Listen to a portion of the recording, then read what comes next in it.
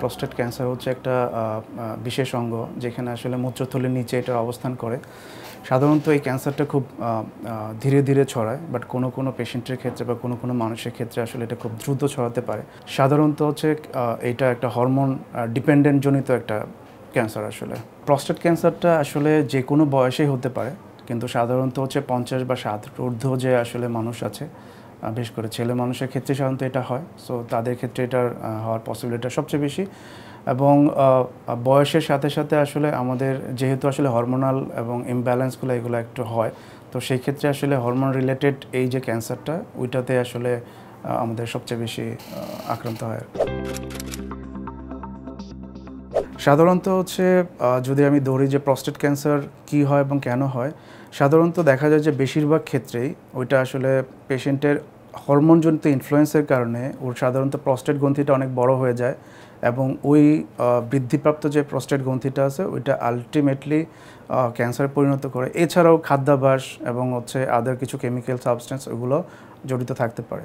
কারণ 14 লাখের মতো নতুন রোগী সাধারণত আক্রান্ত হয় আমাদের দেশে। যদিও আসলে কোনো ক্যান্সার রেজিস্ট্রি মানে সহজভাবে নেই, তারপর দেখা যাচ্ছে যে আমাদের দেশে এটা প্রবণতা বাড়তেছে। এটা অনেকগুলো কারণের মধ্যে একটা হচ্ছে যে স্ক্রিনিং ব্যবস্থা, যেটার কারণে এটা আমরা আর্লি ডিটেকশন করতে পারছি, এবং আরেকটা হচ্ছে রোগীদের সচেতনতা বৃদ্ধি। সো দুইটা ফ্যাক্টরি আসলে আমাদের দেশে রোগটাকে আর্লি একটা ধরার পিছনে খুব বড় রকম একটা কাজ করতেছে।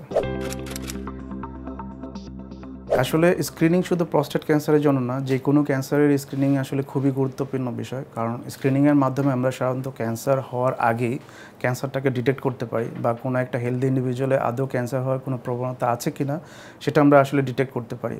সো স্ক্রিনিংয়ের মেইন উদ্দেশ্যটাই হচ্ছে আমরা রোগ হওয়ার আগে আমরা সেই রোগটাকে প্রাথমিক পর্যায়ে হয়তো বা আইডেন্টিফাই করায়। যেমন প্রস্টেট ক্যান্সারের ক্ষেত্রে আসলে পিএসএ টেস্ট করা যেতে পারে, বা ডিজিটাল রেকটাল এক্সামিনেশন করা যেতে পারে যখন একটা পেশেন্ট বা একটা মানুষ তার নির্দিষ্ট বয়স অন্তর যেমন হতে পারে এটা 50 বা 60 ঊর্ধ্ব যে কোনো মানুষকে আমরা বছরে একবার করে হয়তো বা এই একটা স্ক্রিনিং আওতায় আনতে পারি, সো দ্যাট তার ক্যান্সারটাকে যেন আমরা আর্লি একটু ডিটেক্ট করতে পারি। আমাদের দেশে আসলে আমরা যেহেতু অর্থনৈতিকভাবে অত সমৃদ্ধশালী না, সো আমরা চাই যে কোনো ক্যান্সারটা আসলে আগে প্রিভেনশন হোক, দেন কিওর। কারণ প্রিভেনশন করতে পারলে ডেফিনেটলি আমরা লার্জ মাস অফ পিপলকে এই ক্যান্সারের ভয়াবহতা থেকে বাঁচাতে পারবো। এবং টু বি ফ্র্যাঙ্কলি যদি বলি আসলে যে আমাদের দেশে প্রস্টেট ক্যান্সার ট্রিটমেন্ট করা যে আসলে একটা লম্বা প্রসেস, এখানে প্রচুর টাকা পয়সা খরচের একটা ব্যাপার আছে।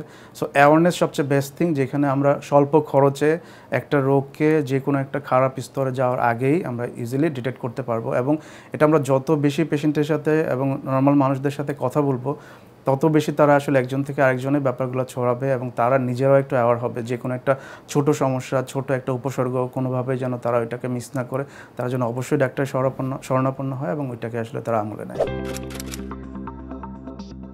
এটা ডিপেন্ড করছে আসলে কোন স্টেজে এটা ধরা পড়ছে। যেমন আমরা সাধারণত প্রস্টেট ক্যান্সারকে রিস্ক ক্যাটাগরাইজেশন করি, low risk, intermediate risk, high risk, very high risk. যদি এটা আসলে ছড়ানো না থাকে, একদমই ছড়ানো না থাকে, দ্যাট মিনস যদি ভেরি হাই রিস্ক না হয়, আপ টু হাই রিস্ক পর্যন্ত প্রস্টেট ক্যান্সার নিরাময়যোগ্য। এবং কোনো ক্ষেত্রে even in the stage 4 disease নিয়েও পেশেন্টরা লম্বা একটা সার্ভাইভাল হয়, যেমন অ্যারাউন্ড 10 বছর, 10 বছর বা 15 বছরের মতো একটা সার্ভাইভাল আসলে হয় প্রস্টেট ক্যান্সারের ক্ষেত্রে। যতগুলো আসলে আধুনিক ব্যবস্থা আছে যার মাধ্যমে প্রস্টেট ক্যান্সারের চিকিৎসা হয়, সবগুলাই অ্যাভেলেবল আছে। যেমন surgery, radiotherapy, hormone therapy, ablative therapy, এবং কোনো ক্ষেত্রে যাদের ইমিউনোথেরাপি যদি প্রয়োজন হয় সেটাও আমাদের এখানে অ্যাভেলেবল আছে। আমরা সবগুলো মডালিটিসের উপরেই ট্রিটমেন্ট করতে পারি। এর মধ্যে সার্জারি সেটা আসলে প্রস্টেট কেটে ফেলে দেওয়া হয়, এবং সাধারণত রেডিওথেরাপি যেটা করা হয়, আমরা উচ্চ মাত্রার আসলে বিকিরণ রশ্মি দিয়ে আমরা ক্যান্সার কোষগুলোকে ধ্বংস করে দেই, সেজন্য আসলে পরবর্তীতে এখানে ব্যাক করতে না পারে।